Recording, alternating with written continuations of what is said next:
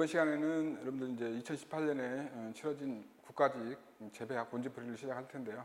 먼저 시작하기 전에 전체적인 총평을 말씀드리면 재배학 문제는 전체적으로 이제 평이하게 출제가 됐다. 물론 이제 지문이 좀 길어진 면도 있지만 뭐 문제를 찾는 데에는 그렇게 어렵지는 않았고요. 뭐 하나 까다로운 문제라고 하면은 이제 여러분들이 이제 그 교재는 안 나왔던 이제 뭐 개화 유도에 대한 문제가 좀 어려웠다 이렇게 생각이 드는데 나머지들은 다 많이 다뤄왔던 문제고 그렇게 어렵지 않게 출제가 됐었다 이렇게 볼 수가 있어요. 자, 문제를 하나씩 살펴보면서 말씀을 드릴게요. 자, 1번 식물 생장 조절제에 대한 설명으로 옳지 않은 것. 그래서 이제 옥신유, 지베렐린, ABA, 아부시스산, 시토킨 관련된 문제인데요. 뭐 아무튼 우리가 이제 교재에서도 많이 다뤘던 문제고요. 옥신유는 이제 농도가 이제 높을 때에는 기본적으로 이제 식물체 내에서는 10의 마이너스 5승 정도 농도에서 이제 그 호르몬 작용을 하는데 그 이상 농도에서는 이제 제초제, 상평 생장을 유도해서 제초제로 작용을 합니다. 그래서 농도가 높을 때는 보통 제초제 용도로도 사용이 되고요. 대표적인 예가 이제 이사리 같은 거가 이제 제초제로 사용이 되죠. 그러니까 이제 보통 초본류에서는 이제 제초제로 사용이 되고 목본류에서는 이제 과수류에서는 이제 뭐 호르몬 작용을 하기도 합니다. 제초제이긴 하지만 그래서 제초제 이제 유기합성 제초제이기도 하죠. 호르몬은 이행 제초제이고요.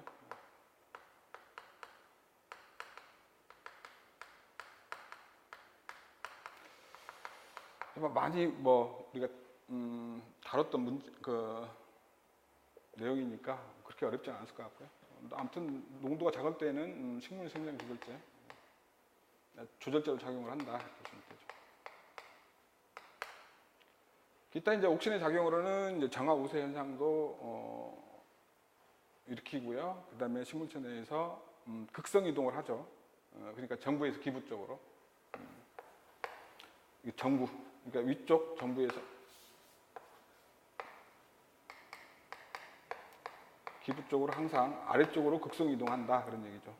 그러니까 위에 생장점을 잘라서 이제 거꾸로 뒤집어 놓으면은 옥신은 위쪽으로 올라가게 되겠죠. 그러니까는 위쪽 생장점이 정부, 아래쪽 위쪽이 이제 기부 이렇게 했을 때 뒤집어 놔도 옥신은 위쪽으로 흘러가게 되죠. 그 정도로 보고요. 자, 지베렐린은 일단 세포 신장을 촉진하는 그런 이제 호르몬이죠. 화학 형성과 개화를 촉진하는 그런 작용이 있고요. 지베렐린 기본적으로 이제 많이 언급됐던 식물 생장 조절제니까 뭐 어렵지 않았을 것 같고요. ABA 아부시스산 그래서 이제 낙엽수산이라고 합니다. 아부시스산은 그래서 이제 2층 형성을 촉진해서 낙엽을 촉진하는 그런 호르몬이고요. 생장 촉진 물질은 아니죠. 그래서 답은 3번이 되겠고요. 그다음에 4번 시토키닌. 시토키닌은 이제 세포 분열을 촉진하는 그런 이제 호르몬 종류죠. 그래서 휴면에 들어간 종자가 발화 증진 효과가 있는 그런 호르몬이고요. 보통 추가 우세 현상에 관여하는 그런 호르몬이다. 이게 어떤 하나의 이제 정화 우세나 추가 우세는 어떤 하나의 호르몬에 의해서 작용하는 게 아니고 옥신이라든지 시토킨의 상대적인 양에 따라서 옥신이 높으면 정화 우세, 시토킨 함량이 높으면 추가 우세 그렇게 된다 이렇게 보시면 되고요. 그래서 어렵지는 않았던 문제고요. 우리가 뭐 ABA나 에틸렌 이런 것들은 이제 신장 억제 쪽으로 우리가 이제 공부를 했었으니까 답을 찾기는 어렵지 않다 이렇게 볼 수가 있겠네요. 자, 2번. 자, 멘데르 유전 법칙에 대한 설명으로 옳지 않은 것. 마찬가지로 문제, 복잡한 문제는 아니었어요. 이번 문제도 아주 기본적인 문제였었고요. 1번.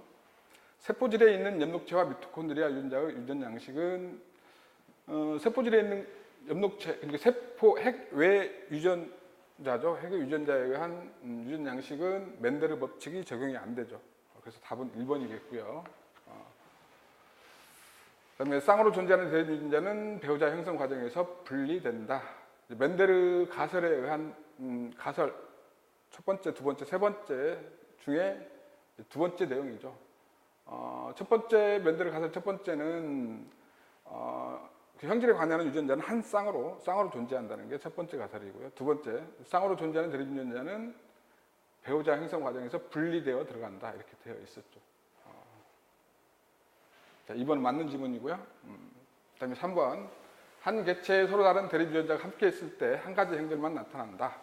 그래서 나타나는 형질, 밖으로 나타나는 형질은 우성, 나타나지 않는 형질은 열성. 그래서 이제 우열의 법칙에 관련된 내용이죠.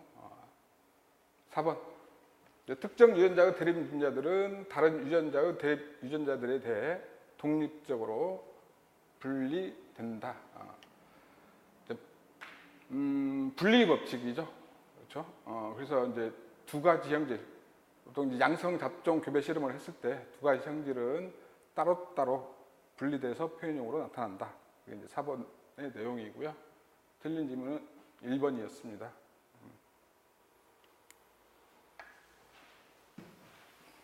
3번 작물을 분류에 대한 설명으로 옳지 않은 것. 가끔 나와지는 문제죠. 작물 분류에 대한 내용이고요. 기본적으로 어렵지 않은 내용인데요. 1번 용도에 따른 분류에서 토마토는 과수작물 그랬는데 보통 이제 우리가 과수라고 부르면은 이제 그 목본식물 종류. 그래서 열리는 열매는 이제 과일 이렇게 얘기를 하잖아요. 보통 이제 초본식물 토마토나 가지, 오이, 그다음에 이제 박과작물인 수박 이런 것들은 채소라고 하죠. 채소, 과채라고 합니다. 과채류. 그래서 과수가 아닌 과채류다 이렇게 보면 되겠죠. 채소라는 뜻이죠. 채소.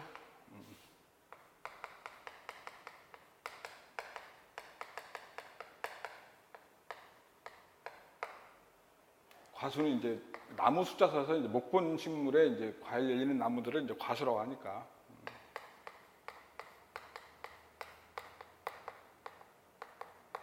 네, 이렇게 써야 되겠죠. 과수가 아니다. 토마토 열매는. 자, 2번 작부 방식에 따라서 다른 분류에서 메밀은 구황작물이기도 하고 가물었을 때 벼를 재배하지 못할 때 대파작물로도 사용이 되고요. 그다음에 생育중에 따라서 분류하면 감자는 저온작물, 우리가 서류에서 감자는 저온작물, 그다음에 고구마는 고온성 작물 이렇게 분류를 했었죠. 그럼 4번 생존 연연에 따라서 분류하면 가을밀은 월년생. 자, 여기는 월년생은 달월자가 아니고 너물월자. 그러니까는 이제 겨울을 지나는 작물 이렇게 해서 보통 1년생, 월년생, 그다음에 단년생 이런 식으로 생존 연연에 따라서 2년생, 1년생, 2년생, 단년생. 이제 월년생 뭐 1년생이죠. 이제 겨울을 지나는 월동작물이다 그런 얘기죠. 그래서 틀린 지문은 요 1번이고요. 아주 쉬운 문제였었습니다.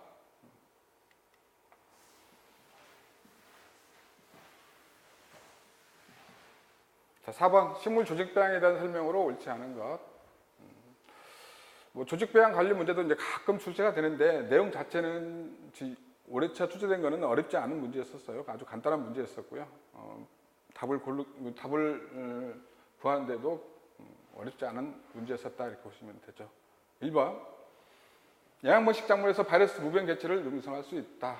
조직 배양의 목적이기도 하죠. 바이러스 무병 개체를 인비트로 시험실에서 육성을 하면 무병 식물 개체를 얻을 수 있고요. 2번 분화한 식물체가 정상적인 식물체로 재분화할 수 있는 능력을 전체 형성능 또는 전 형성능. 그러니까 식물체 어느 일부가 잎이라든지 가지, 줄기, 뿌리 일부가 전체가 되는 그런 능력을 전체 형성능. 그러니까 동물에는 없는 능력이죠. 전체 형성능이라고 하죠. 3번 번식이 힘든 관상식물을 단시일 내에 대량으로 번식할 수 있는 능력 있는 방법이 이제 식물 조직 배양이죠. 그렇죠? 대표적인 게 난이죠. 난 같은 경우 보통 종자가 이동을 해서 종자가 발화할 수 있는 그런 곰팡이 있는 곳에 이제 착성이 돼야 되는데 그렇게 되기가 이제 극히 힘드니까 보통 번식하기가 힘든데 기내에서 대량 번식하면 유용하게 이용할 수가 있죠. 4번 조직 배양의 재료로 영양기관을 사용한 경우는 많으나 예민한 생식기관을 사용한 예례는 없다. 생식기관 예민하긴 해도 생식기관 꽃이라든지 잎, 화분, 그다음에 약 꽃밥이라고 하죠. 약 같은 것도 조직 배양에 이용이 되죠. 그래서 답은 4번이고요. 지문이 오답이 뚜렷해서 문제 답을 구하는 데는 어렵지 않은 문제였었다 이렇게 보시면 되고요. 자, 5번. 자, 토양 수분에 대한 설명으로 옳지 않은 것. 1번. 비가 온 후 하루 정도 지난 상태인 포장 용수량은 작물이 사용하기에 좋은 수분 상태를 나타낸다. 그렇죠? 포장 용수량. 한 pF 한 2.7 정도의 압력으로 토양 내에 보류되어 있는 물이고 식물이 이용하기에 적합한 수분 상태를 포장 용수량 이렇게 얘기를 하죠. 2번. 작물이 주로 이용하는 모관수. 모관수는 이제 토양의 입자의 표면 장력에 의해서 토양 구멍 내에서 중력에 저항해서 유지되는 수분으로 주로 작물이 이용하기 용이한 그런 수분 종류가 이제 모관수죠. 모관수. 그다음 3번. 흡습수는 토양 입자 표면에 피막상으로付着된 수분이고 보통 이제 물리적으로 토양 입자에 결합되어 있는 물이다. 그래서 열을 가해서는 분리할 수 있는데 일반적으로 식물이 이용하기에는 너무 높은 압력으로 결합되어 있는 수분이죠. 보통 pF 4.5에서 7의 사이의 압력으로 토양 내에 결합되어 있어서 높은 압력이기 때문에 식물이 이용하기에는 이용할 수 없는 수분 종류다 이렇게 얘기할 수가 있겠죠. 그래서 3번이 틀린 질문이네요. 4번. 유조한 식물을 포화습도 공기 중에 24시간 방치해도 회복되지 못하는 유조 상태를 영구유조. 유조는 이제 시드림이라는 그런 용어니까요. 영구히 시들어서 회복되지 않는 상태의 토양 수분 상태를 영구유조점. 포화수분 상태에 놔뒀을 때 회복되는 될 때 상태의 토양 수분 상태를 이제 초기 유조점 이렇게 얘기를 하죠. 마찬가지로 여기 또 이제 우리가 이제 유효수분, 식물이 이용할 수 있는 유효수분은 모관수라고 다 알고 있었기 때문에 그 이상의 압력인 흡습수나 압력으로 결합된 흡습수나 결합수, 그다음에 지하로 침투돼서 식물이 이용하기 불리한 그런 수분 종류들을 알고 있기 때문에 답 구하는 데는 아주 쉬운 그런 문제였었다 이렇게 볼 수가 있겠네요. 자, 6번. 버널리제이션 관련 문제고요. 출제 빈도는 아주 높죠. 기존에 출제됐던 것들도 굉장히 많고요. 버널리제이션은 농업적 이용에 대한 설명으로 옳지 않은 것. 그래서 1번 맹류 육종에서 세태 단축에 이용이 된다.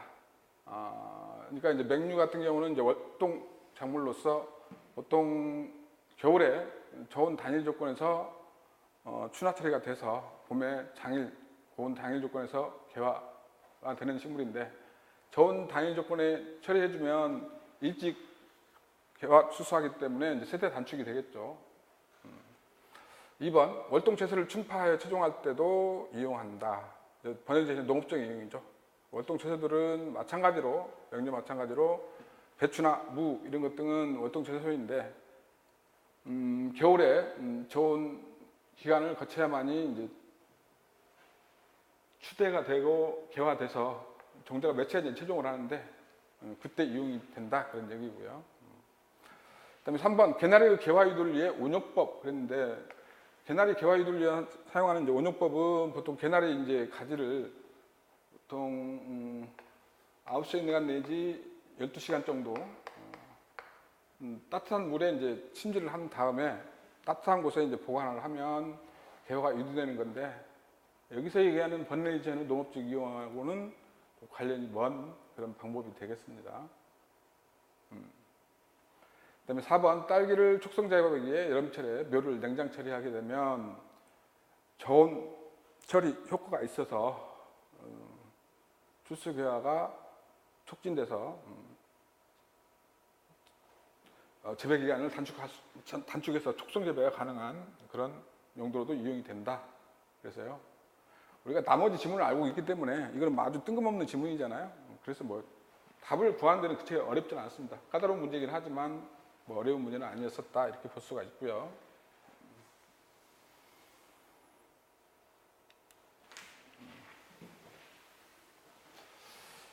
7번 C3와 C4 그리고 캠 작물의 생적 특성에 대한 설명으로 옳은 것은 그랬는데 뭐 작년 문제에도 C4, C3 식물에 관련된 문제도 출제가 됐었고요. 출제 빈도는 아주 높은 문제이기도 합니다. 그래서 우리가 또 반복적으로 이제 살펴봤던 문제이기도 하고요. 답을 구하는 데는 그렇게 어렵지 않은 문제였었다. 많이 다뤄봤기 때문에요. 그렇죠? 반복적으로. 1번 C4 작물은 C3 작물보다 이산화탄소 보상점이 낮다. 일단 C4 작물의 예로는 이제 옥수수, 수수,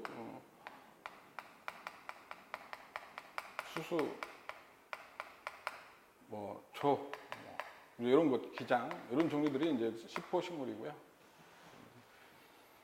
C3 작물은 일반 작물들, 콩과 작물이라든지 이제 벼, 이런 것도 다 C3 작물이고요. 자, 이산화탄소 보장점이 낮다. 일반적으로 C4 작물이 C3 작물보다는 광합성 효율이 높아요. 광합성 효율이 높다. 우리가 개념적으로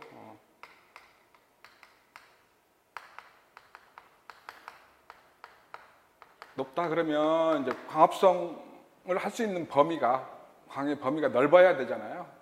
이제 그러려면은 이제 우리가 그래프로 보면 C3 작물은 광합성 그래프가 이렇게 된다 그러면 C4 작물은 이제 이렇게 되죠. 이렇게 극단적으로 그리면요. 그래서 이게 이제 호흡 보상점의 광합성 속도라 그러면 이게 C4 식물이고 이게 C3 식물의 이제 그래프죠. 그래서 여기를 이제 광보상점이라고 하잖아요. 광보상점이라는 것은 이제 광합성을 할 때 흡수되는 CO2 양과 호흡에 의해서 밖으로 방출하는 CO2 양이 같아질 때의 농도니까 요때.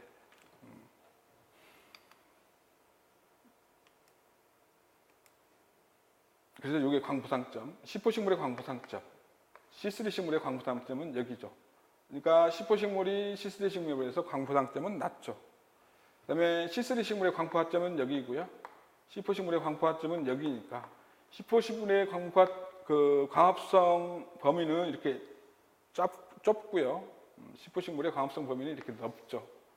자, 그래서 이 그래프를 보고 설명을 하면 C4 식물은 광보상점이 C3 식물에서 낮고 광포화점은 높다 이렇게 해야지 맞는 지문으로 될 거예요. 그러니까 1번 지문에 C4 작물은 C3 작물보다 이산화탄소 보상점은 낮다. 포화점으로 하면 포화점은 높다. 이렇게 해야지 맞는 지문이겠죠. 1번은 맞는 지문이에요. 그래서 2번 C3 작물은 광호흡이 없고 이산화탄소 시비 효과가 작다. 여기 옳은 것 그랬으니까 답이 1번이 맞는 지문이고요. 자, 2번 이산화탄소 시비 효과는 C3 식물에서 더 크죠. C3 식물이 더 크고 광호흡이 없는 것은 C4 식물이고요. 그래서 틀린 지문이네요. 3번 C4 작물은 C3 작물보다 증산율과 수분 이용 효율이 높다. 여기서 이제 증산율은 이제 증산, 그러니까 흡수된 양보다는 증산으로 나가는 수분의 양이 더 많은 거죠. 증산율이 C3 식물은 증산율이 높고 C4 식물보다 증산율이 높죠. 수분 이용 효율은 C4 식물이 더 큰 거고요. 수분 이용 효율이 높다. 수분 이용 효율 C3 식물 수분 이용 효율이 높은 건 맞고요. 중산율이 높은 거는 틀린 거기 때문에 3번도 틀린 지문이고요. 자, 캠 작물은 밤에 기공을 열어 삼탄소 화합물을 고정한다 그랬는데 사탄소 화합물이죠. 사탄소 화합물. 그래서 C4 식물이나 C3 식물은 캠 식물은 이제 밤에 기공을 열어서 PP 카르복실라제에 의해서 사탄소 화합물을 고정하기 때문에 광합성 효율이 높은 작물이죠. 수분 이용 효율이 높고요. C4 작물도 마찬가지고. 그래서 C4 작물과 캠 작물의 구분은 이제 C4 작물은 유관 속 초세포가 있어서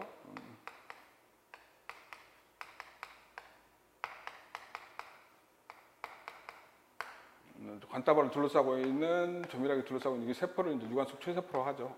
이 초세포가 있어서 공간적으로 예벽세포와 유관 속 초세포의 공간적 분리에 의해서 고온 고항도 조건에 과음을 하지 않는 쪽으로 진화된 식물이다 이렇게 얘기를 했었고요. 캠식물은 밤과 낮이라는 시간적 분리에 의해서 그러니까 밤에 기온이 낮을 때 수분 증산이 적을 때 기공을 열어서 이산화탄소를 고정하는 그런 형태 시간적 분리에 의해서 고온 고강도 조건을 이겨내도록 진화된 식물이 캠식물이다 이렇게 얘기를 했었죠. 그래서 3번도 틀린 지문이고요. 그래서 답은 1번이겠네요.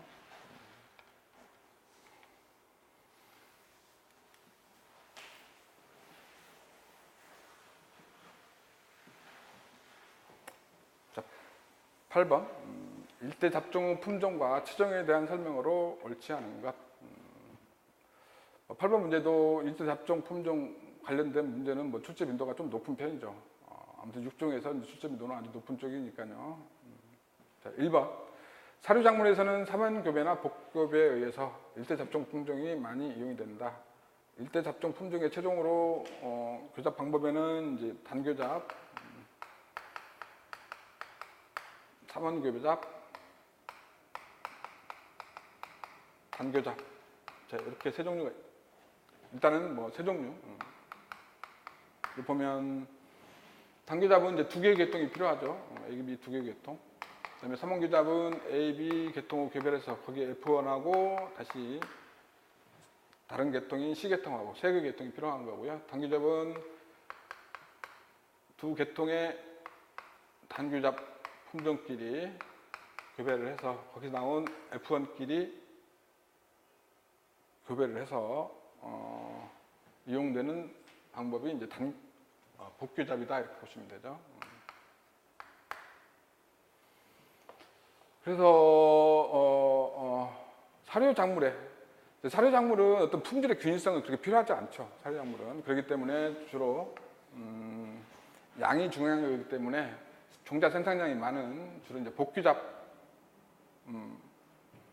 이나 이제 삼원교잡은 이제 어떤 그 생산성이나 어떤 그 잡종 강세 정도는 이제 중간 정도, 단기잡이나 복귀잡이 중간 정도다 제가 말씀드렸었고요. 주로 이제 종자의 균일성은 필요하지 않고 생산량이 많은 사료작물 중에 이용되는 것은 삼원교잡이나 복교잡이다. 종자 생산량이 많은 맞는 지문이네요, 그렇죠? 2번 일반적으로 일대 잡종 품종은 수량이 높고 균일한 생산물을 얻을 수 있다. 수량이라든지 생산물, 균일한 생산물의 균일성 이런 것들은 단교잡이, 복교잡이나 삼원교잡보다 더 높죠. 그래서 2번도 맞는 지문이고요. 그다음에 3번 F1 종자의 경제적 최종을 위해 주로 자가불합성과 웅성불임성을 이용한다. 이제 자가불합성이나 웅성불임성을 이용을 하면 재용할 필요가 없기 때문에 교잡을 시킬 때 재용할 필요가 없기 때문에 재용 노력을 절감할 수 있죠. 그래서 경제적 최종을 할 수가 있다. 3번도 맞는 지문이고요. 기타 이제 자가불합성, 웅성불임, 그다음에 이제 뭐 이형례 현상이라든지 타가수정 기작인 이형례 현상이라든지 그다음에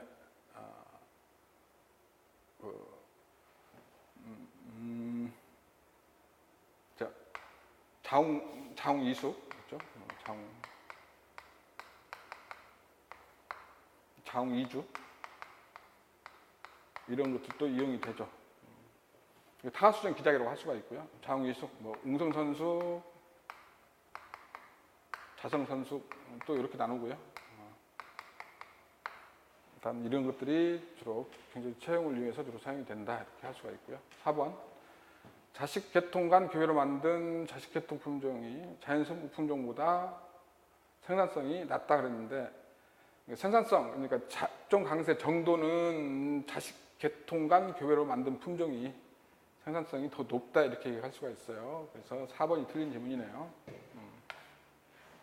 우리가 벌써 1, 2, 3번 다 알는 지문이고 4번 관련 지문도 우리가 좀 많이 살펴봤던 지문이기도 했었어요. 자, 그 다음에 종자 코팅에 대한 설명으로 옳지 않은 것 그랬고요. 자, 펠릿 종자. 펠릿 종자는 종자가 아주 잘다든지, 그 다음에 표면이 거칠다든지 할 때 종자 치골 펠릿을 위해서 불화성 어떤 고형 물질을 종자 표면에 입히는 그런 방법을 종자 펠릿 종자라고 하는데, 펠릿 종자는 퇴양 전염성 병을 방지할 수 있다.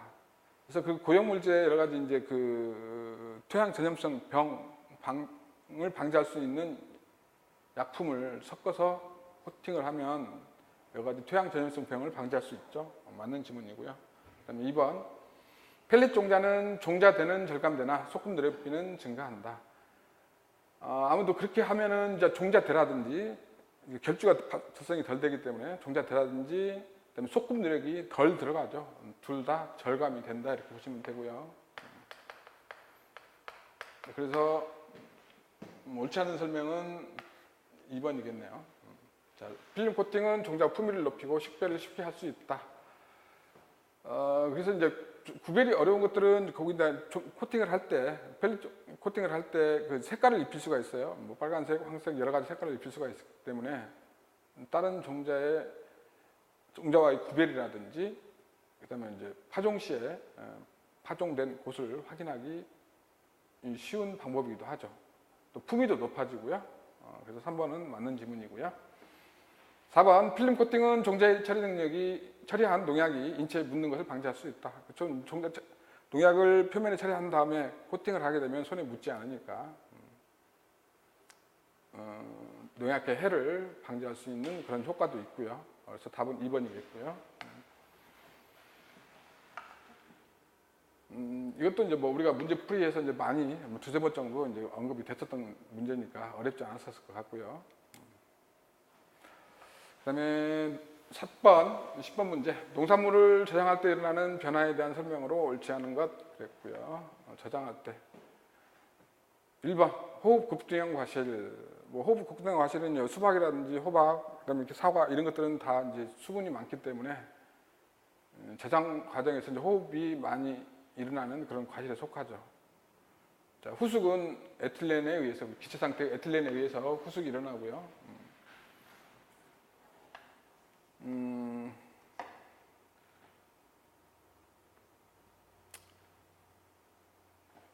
자, 2번. 감자와 마늘은 제양 중 맹아에 의해서 분비이 발생한다. 뭐 보관 중에 이제 싹이 날 때는 여러 가지 이제 저장되어 있는 그 종자라든지 또는 종서 등에 저장되어 있는 물질을 이용을 해야 되기 때문에 아무래도 싹이 나면 품질이 저하되는 건 당연하겠죠. 그다음에 3번. 곡물은 저장 중에 전분이 분해되어 환당 함량이 증가한다. 저장 중에는 알파 아밀로스에 의해서 아밀로스라는 그 효소에 의해서 전분이 분해돼서 환원당 함량이 증가하죠. 그래서 3번도 맞는 지문이고요. 4번, 신선 농산물은 수확 후 호흡에 의한 수분 손실이 증산에 의한 수분 손실보다 크다 그랬는데 수분 손실은 증산에 의한 손실이 호흡에 의한 손실보다 한 10배 정도 더 크죠. 그다음에 증산에 의한 손실 중에서도 보면 기공을 통한 수분 손실이 표피를 통한 수분 손실보다 9대 1 정도로 기공을 통한 수분 손실이 훨씬 더 많다 이렇게 보면 되고요. 자, 증산과 호흡에 의한 수분 손실 중에서 증산에 의한 수분 손실이 한 10배 정도 크고, 그다음에 증산에 의한 수분 손실 중에서 기공을 통한 수분 손실이 표피를 통한 수분 손실보다 많다. 관련된 문제도 우리가 한 4-5번 정도는 우리가 반복했던 것 같아요. 아주 많이 다뤄봤던 문제고요. 어렵지 않았었다 이렇게 볼 수가 있고요. 자, 11번. 자, 비료에 대한 설명으로 옳지 않은 것. 1번. 질산태 질소는 지효성으로 논과 밭에 모두 알맞는 비료이다 그랬는데, 보통 질산태 질소는 주로 이제 산화 상태인 밭 상태에서는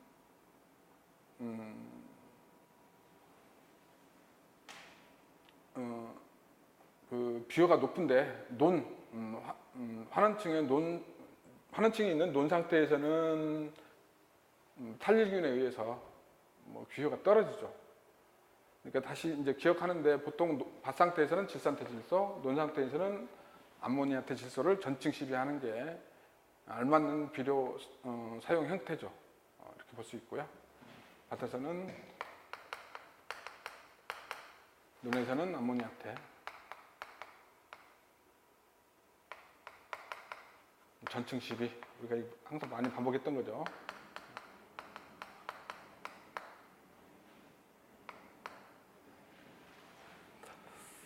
자, 2번. 요소는 질소 결핍증이 발생하였을 때 토양 시비가 곤란한 경우 연면 시비에도 이용할 수 있다. 그러니까는 이제 토양 시비가 곤란할 경우 또 이제 뭐 작물의 뿌리가 양분 흡수가 곤란할 경우 뭐 상처를 입었다든지 그다음에 이제 뭐 어떤 생리저하가 일어났다든지 할 때 연면 시비하면 그 효과가 더 많이 나타나겠죠. 주로 연면 시비용으로 사용되는 비료는 요소비가 가장 많이 사용이 되고요. 3번. 화분과 목초와 둑과 목초를 혼파했을 때 인칼륨을 충분히 공급하면 목초가 우세해지고 질소를 충분히 공급하면 주로 화분과 목초가 더 우세해지죠. 마찬가지로 여기 관련된 문제도 아주 많이 우리가 접했던 지문이고요. 자, 4번. 자, 유기태 질소는 토양에서 미생물이 작용에 의하여 아모니아태나 질산태 질소로 변화된 후 작물이 이용이 된다. 그래서 우리가 논에서의 이제 작물의 그 비료 이용 과정을 보면 보통 지표로부터 한 1cm 담수된 후 지표로부터 한 1 내지 2cm까지는 초기에는 환원 상태지만 조금 지나면 이제 산화 상태가 되죠. 산화층. 그 다음 그 밑에 층부터는 이제 환원층이 되고요. 다시 그 밑으로 내려가면 유기물이 부족하기 때문에 산화층 이렇게 되고죠. 산화환원 전이는 산화층이 높고 환원층이 낮고 그렇고요. 보통 이제 물론 이제 질소질 비료를 시비했다든지 아니면 토중 내에 있는 여러 가지 이제 유기태 질소들, 그러니까 식물의 사체라든지 동물의 사체 또는 낙엽 등이 아모늄 화성균에 의해서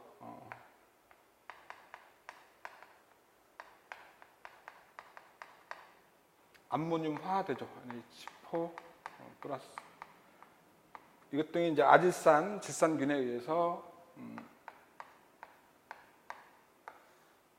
아질산, 또 질산 형태로 좀 바뀌는데, 자, 이런 질산 형태는 이제 그 음이온태니까 토양 입자에 이제 흡착이 안 되고 지중으로 침투되는 물과 함께 환원층으로 내려가게 되면 환원층에서는 그 혐기성 세균인 탈질균에 의해서 질산태가 질소 형태로 바뀐 다음에 공기 중으로 이제 휴산이 되죠. 이걸 탈질이라고 하죠. 탈질.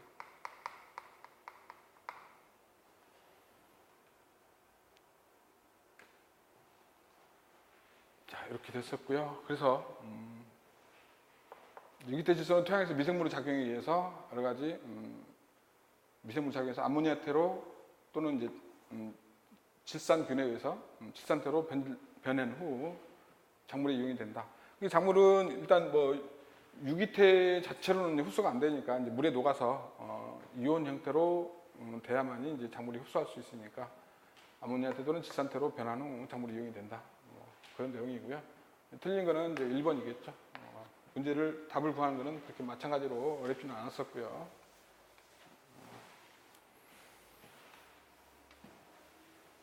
12번. 10은 뭐 맞춰라고 준 문제고요. 우리도 마찬가지로 뭐 전혀 뭐 아주 그 깊은 곳의 문제는 아니고요. 많이 자주 봤던 문제이기도 합니다. 모의고사 문제에서도 출제했었고요. 1번. 작부체계와 초전영업이 모두 발달되어 있다 그랬는데 우리나라는 작부체계라든지 초전영업이 발달되지 않은 그런 형태죠. 그래서 1번 답이고요. 2번 모함과 광고로 인해 토양이 산성화되기 쉽다. 우리나라 대표적으로 많이 분포되어 있는 암석은 이제 화강암 또는 화강펜마암인데 그 자체가 규산 함량이 많아서 산성암이기 때문에 산성암이 분해에 있어서 토양이 주를 이루고 있는 우리나라 토양들은 주로 산성 토양이고요. 그다음에 또 비 자체도 산성비이기 때문에 토양 자체가 산성하게 되기 쉬운 그런 형태다 이렇게 볼 수가 있죠. 이번 맞는 지문이고요. 우리나라 사계절은 비교적 뚜렷하고 기상재해가 많은 편이다. 많은 지문이고요. 4번 쌀을 제외한 곡물과 사료를 포함한 전체 식량 작업률은 낮은 편이다. 그렇죠? 쌀하고 우리나라 식량 작업률이 높은 건 쌀하고 서류 외에 뭐 옥수수라든지 콩,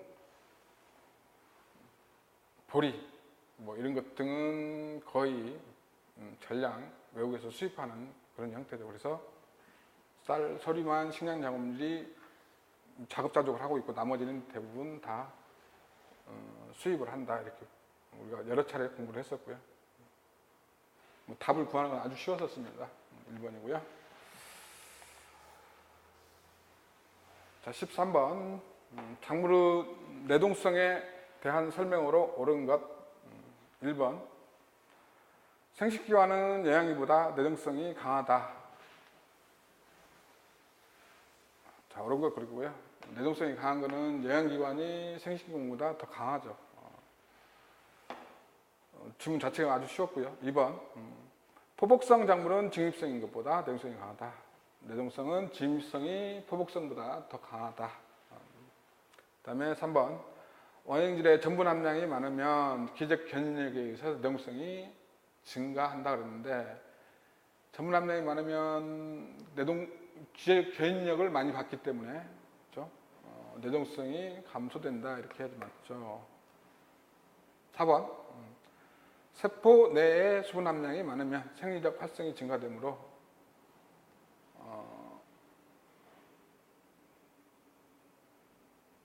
내동성이 증가한다. 세포 내에 자유수 함량이 많으면 생리적 활성이 증가하긴 하지만 내동성은 감소가 되죠. 포복성 작물은 진입성보다 내동성이 강하다. 이건 맞는 지문이고요. 포복성이 진입성보다 내동성이 강하다. 이제 땅바닥 기는 게 키가 큰 진입석 포기 작물보다는 내동성이 강하다. 맞는 거고요. 답은 2번이고요. 자체는 아주 쉬웠습니다. 뭐 복잡한 지문들은 하나도 없었고요. 기타 뭐 내동성에 관련된 지문들은 많죠. 14번 자, 생물적 방제에 대한 설명으로 옳지 않은 것 그랬습니다. 자, 생물적 방제는 제초에서는 여러 가지 이제 잡초를 먹는 여러 가지 생물을 이용하는 방제 방법이 이제 생물적 방제고요. 그래서 오리농법, 우렁이농법 이런 것들이 이제 생물적 방제에 속하죠. 그래서 오리를 이용한 노는 잡채는 생물적 방제에 속하고요. 그다음에 칠리 일회용해, 전박이 응애의 천적이 이제 칠리 일회용입니다. 우리가 이제 수입을 해서 사용을 하고요.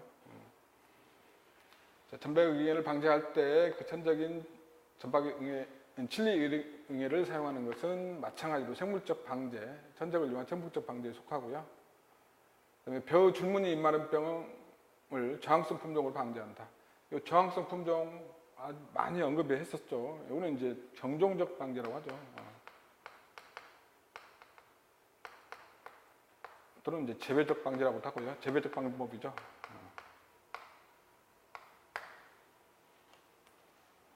그다음에 4번 생성곤충인 콜레마니 진딧벌로 진딧물을 방제한다.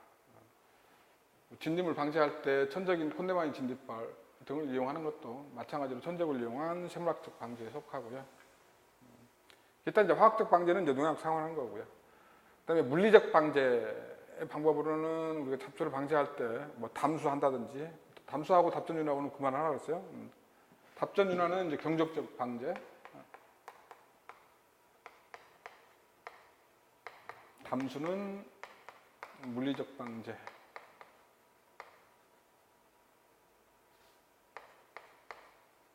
이것만 주의하면 되고 나머지는 여러분들이 다 뭐 유추 가능한 지문들이니까 어렵지 않을 것 같습니다. 문제 자체는 아주 쉬웠고요. 얘도 다른 방제 방법들을 이제 좀 구분해서 넣었는데 나머지 세 개가 다 생물학적 방제고 하나만 경쟁적 방제니까 답을 구하는 데는 어렵지 않았다.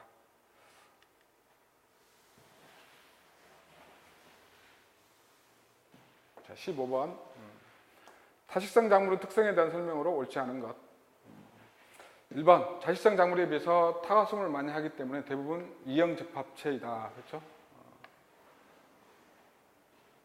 타식성 작물은 주로 타가수분을 하기 때문에 주로 이형접합체가 맞죠. 그 다음에 2번. 인위적으로 자식 또는 근친 교배 하게 되면 성이 불량해지고 생산성이 떨어지는데 근교약사라고 하죠. 이런 현상을 근교약세. 타식성 작물을 인위적으로 자식 또는 근친교배를 하면 생산성이 떨어지는 현상 근교약세. 3번. 동형접합체 비율이 높아지면 순계 분리에 의한 우수한 형질들이 발현이 되어 적응도가 증가되고 생산량이 높아진다. 그러니까 위에서 2번 질문에서 얘기한 것처럼 타식성 작물은 인위적으로 자식을 시켜만 동형접합체 비율이 늘어나죠. 이게 동형접합체 비율이 늘어나면 타식성 작물은 이제 자식 약세 이제 자식을 하게 되면 근규 약세에 의해서 생산량이 떨어지고 적응도가 떨어지는 그런 증상이 생기죠. 그렇죠? 그래서 뭐 적응도가 증가되고 생산량이 높아진다. 틀린 지문이죠. 동형접합 비율이 높아진다 그러면 이제 자식을 한다 그런 얘기잖아요. 그렇게 돼서 3번이 틀린 지문이고요. 4번. 근친교배로 약세화한 작물체끼리 교배한 F1이 양친보다 왕성한 생육을 나타낼 때의 현상을 잡종강세. 근교약세 잡종강세. 워낙 많이 다뤘던 문제라 답을 구하는 데는 어렵지 않은 마찬가지로 문제였었습니다. 우리가 이제 근교약세, 갑종강세 같은 용어들은 기본적으로 우리가 알고 있는 용어들이라 또 출제되니까 고마운 거죠. 자, 16번. 채소류에서 재래식 육묘와 비교한 공정육묘의 이점으로 옳은 것은 일반적으로 공정육묘, 포트육묘라고 하죠. 그래서 여러 가지 재배 기구들을 이용을 해서 재배하는 그런 방법이다 이렇게 보시면 되겠죠. 관수 시설이라든지 여러 가지 가온 시설 이런 것들을 구비해 놓고 육묘하는 방법이다 이렇게 보면 되겠죠. 1번 묘 소질이 향상되므로 육묘 기간이 길어진다 그랬는데 육묘기간이 짧아지죠. 묘소질이 향상되면 육묘기간이 짧아진다. 2번 대량 생산은 가능하나 연중 생산 횟수도 대량 생산도 가능하고 연중 생산 횟수가 세대 단축이기 때문에 길어지죠. 횟수는 늘어난다. 줄어드는 게 아니고요. 그다음에 3번 규모화는 가능하나 운반 및 취급은 불편하다 그랬는데 규모화가 가능하기 때문에 운반 및 취급도 편리하죠. 지금도 편리하다 이렇게 될 수가 있고요. 4번 정식묘 크기가 작아지므로 기계정식이 용이하다. 기계정식도 하기 용이하죠. 아주 규격화돼서 기계정식도 용이하다 이렇게 보면 되겠죠. 기본적으로 이제 규격화, 그다음에 규모화, 그다음에 대량 생산 이런 것들이 가능한 방법이 공정육묘의 장점이다 이렇게 볼 수가 있겠네요. 그래서 맞는 답은 4번이고요. 나머지들은 틀린 질문이다. 마찬가지로 문제 자체는 아주 간단한 쉬운 답을 구하는 데는 아주 쉬운 문제였다 이렇게 볼 수가 있고요. 17번 작물의 작부 체계에 대한 설명으로 옳은 것 그랬습니다. 1번 유럽에서 발달한 노퍽식 그다음에 계량산포식은 휴안농업 대표적인 작부 방식이다 그랬는데 휴안농업의 대표적인 작부 방식은 산포식 또는 계량산포식이죠. 노퍽식은 휴안농업이 아니고요. 작물들, 지력을 높이는 작물하고 지력을 수탈하는 작물하고 교대로 재배하는 형태지 휴한 농업은 아니다. 삼포식은 포장을 3개로 구분을 하고 한 곳은 1년에 한 번씩 쉬는 거죠. 그래서 3년마다 한 번씩 쉬게 되는 그런 형태. 그다음에 계량 삼포식은 요 휴한, 그러니까 쉬는 곳에 그냥 낮이 상태로 두지 않고 주로 지력을 높일 수 있는 콩과 작물들을 재배하는 형태를 이제 계량 삼포식 이렇게 하고, 대표적인 휴한 농업 방식은 삼포식, 계량 삼포식이죠. 그래서 1번 틀린 질문이고요. 그다음에 답전 윤환시 밭 기간 동안에는 잎단화가 줄어들고 그런데 잎단화가 향상이 촉진이 되죠. 그렇죠? 담수 상태에서 물을 뺀 상태에 되니까 건투 효과에 의해서 잎단화가 늘어나고 밀양요소의 용탈이 증가한다. 밀양요소 용탈이 적어지죠. 담수 상태가 아니기 때문에. 그래서 이번도 틀린 지문이고요. 3번 인삼과 고추는 기저 현상이 거의 없기 때문에 동일 포장에서 단년간 연작을 할 수 있는 작물이다 그랬는데, 기저 현상이 아주 심한 작물이죠. 인삼, 아마 이런 종류는 거의 10년간, 그러니까 한번 재배하고 나면 그 자리에서 똑같은 작물을 재배하기는 아주 힘든, 10년 정도는 휴작을 해야만이 재배가 가능한 그런 작물이기도 하죠. 요즘은 이제 토양 개량제들이 많이 개발이 돼서 뭐 재배하고 또 재배하기도 한다는데, 아무튼 우리가 알기로는 아무튼 연작이 힘든 작물이다. 기저 현상이 아주 심한 작물이다. 이렇게 보면 되죠. 그 다음에 고추도 마찬가지로 한번 재배하고 나면 똑같은 작물로는, 같은 과의 작물로는 재배하면 안 되는, 기저 현상이 심한, 보통 5 내지 7년 정도는 휴작을 해야 되는 그런 작물이기도 하죠. 연작을 할 수 있다는데 틀린 지문이고요. 자, 콩은 여러 가지 작부 방식은 간작, 혼작, 교작, 그다음에 논두렁에 심는 주의작 등의 작부 체계에 가장 적합한 여러 작부 체계에 혼합될 수 있는 대표적인 작물이 콩이다. 콩이다. 이렇게 할 수 있죠. 답은 4번이겠네요. 자, 18번.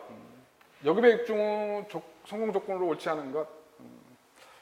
18번 문제도 뭐 여급의 육중의 성공 조건 아주 많이 다뤘던 문제죠. 거의 그냥 주는 문제였었습니다. 자, 1번. 만족할 만한 반복진이 있어야 된다. 반복진은 우량한 품종이어야 되고요. 2번. 육성 품종은 도입 형질 이외에 다른 형질이 일회진과 같아야 된다. 그러니까 도입하려고 하는 형질 이외의 형질이 일회친과 같아야 된다. 그런데 일회친이 아니고 반복진하고 같아야 되죠. 이게 우리가 도입하라는 것은 일회친에 들어있는 거고요. 나머지 형질들은, 도입 형질 이외에 나머지 형질들은 반복진의 형질과 같아야 되는 거죠. 3번. 그래서 틀린 지문은 2번이고요. 여급의 중에 이전하는 형질의 특성이 변하지 않는다. 여급의 중에는 원래 이전하려는 형질의 특성이 변치 않고 유지가 되어야 되고요. 4번. 여러 번 교배한 후에도 반복진의 특성은 충분히 회복되어야 된다. 그러니까 여백을 하면서 그 과정에서 원래 반복진의 유지량이 계속 회복이 되잖아요. 50%씩. 그래서 특성이 충분히 회복되어야 된다. 이렇게 보면 되고요. 답은 2번이고요.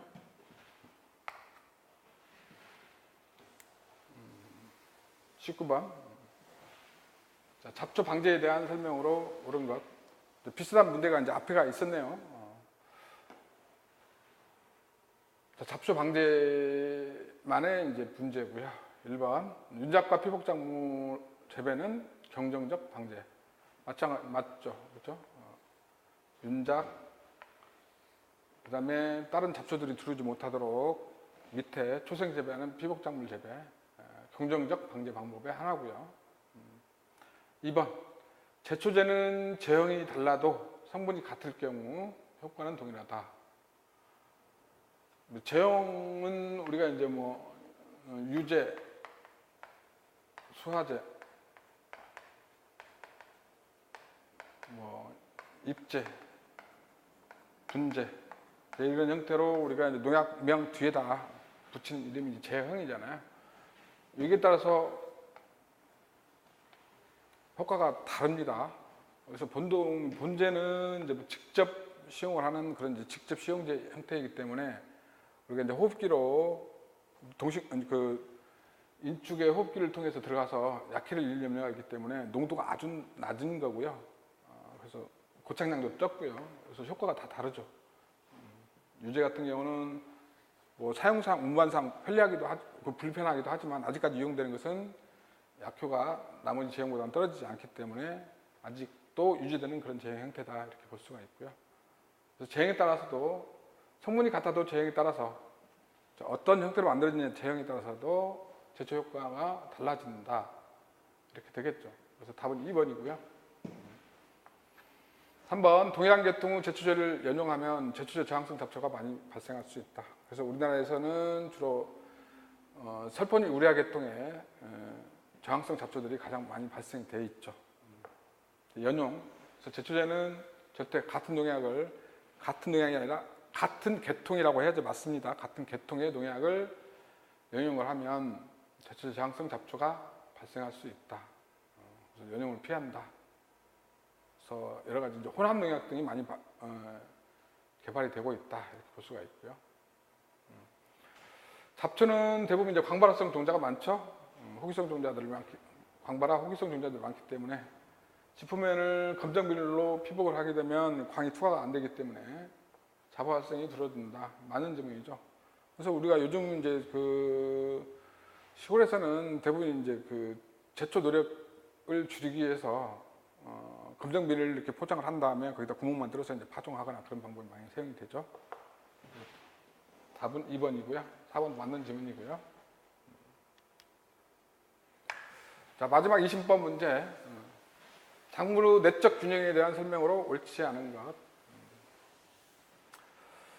작물체 내 탄수화물과 질소가 풍부하고 탄소도 풍부하고 질소도 풍부하고 같이 풍부할 때 결합 결실이 촉진된다. 그러니까 이거는 이제 절대량이 아니고 상대적으로 양이 같이 높아야만, 그러니까 질소가 부족해도 결합 결실이 잘 안 돼요. 상대적으로 너무 높으면 또 결합 결실이 지연이 되겠지만 아무튼 둘 다 풍부해야 된다. 2번 토양 통기가 불량해지면 지상부보다 지하부 생장이 더욱 억제되기 때문에 TR율이 높아진다. 토양 내에 수분이 많아서 토양 통기가 불량해지면 지상부보다 지하부, 뿌리가 더 영향을 받아서 호흡이 억제가 돼서 생장이 더욱 억제되기 때문에 지하부인 R의 비율이 더 많이 줄어드니까 상대적으로 T, 지상부의 생육이 더 늦게 억제가 돼서 TR율은 상대적으로 커지는 거죠. 이게 줄어드니까 이건 커지는 거고요. TR율은 높아진다. 이렇게 해야지 맞고요. 이번 맞는 지문이고요. 근체류는 근의 비대에 앞서 지상부 생장이 활발하기 때문에 생육의 전반기에는 TR율이 높다. 근체류는 이제 뿌리채소 종류를 얘기하는 거잖아요. 뿌리를 우리가 이제 가식부로 이용하는 그런 작물들을 얘기하는 거고.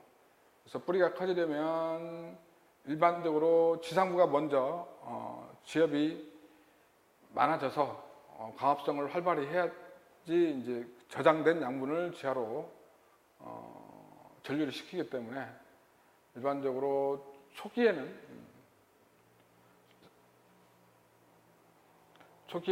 생육 전반기에는 TR율이 높은 편이죠. 나중에 이제 후기 때에는 TR율이 작아지는 거고요. 지상부 생장이 많기 때문에, 지하부의 생장이 많기 때문에. 자, 3번도 맞는 질문이고요. 4번 나팔꽃 순을 나팔꽃 대목에 접목하면, 고구마 순을 나팔꽃 대목에 접목하면 덩이뿌리의 형성을 위한 탄수화물의 전류가 촉진되어 경합의 시연율이 낮아진다. 우리 이제 고구마는 밑에 이제 저장 장소인 이제 고구마가 있으니까, 궤근이 있으니까 여기서 만들어진 양분들을 이쪽에 저장할 기관이 있지만 나팔꽃은 궤근이 형성이 안 되잖아요. 그다음에 지압으로 저장할 수 있는 그런 기관이 없기 때문에 탄수화물의 전류가 억제가 되죠. 그래서 CR율은 올라가는 거죠, 그렇죠? 올라가는 거죠. CR율은 낮아진다가 아니고 올라간다 해야지 맞는 지문이고요. 지문이 길어서 조금 애로사항이 있겠지만 문제를 잘 지문을 읽으면 답을 구하는데 요기에 관련된 문제는 우리가 많이 다뤘었고요, 그렇죠? 고구마 순을 답할 대목에 접목하는 거, TR율 크고 높아지고 낮아지는 거 많이 우리가 공부를 했었으니까 답을 구하는 데는 마찬가지로 어렵지 않았었다 이렇게 볼 수가 있고요. 지금까지 살펴본 대로 전반적으로 문제는 아주 평이하고 좀 쉬운 편에 속한다 이렇게 볼 수가 있고요. 문제 자체 개별적으로 봤을 때는 100점을 목표로 하는 그런 문제였었다 이렇게 볼 수가 있겠네요. 자, 이걸로 2018년 재배학 문제풀이를 마치겠습니다.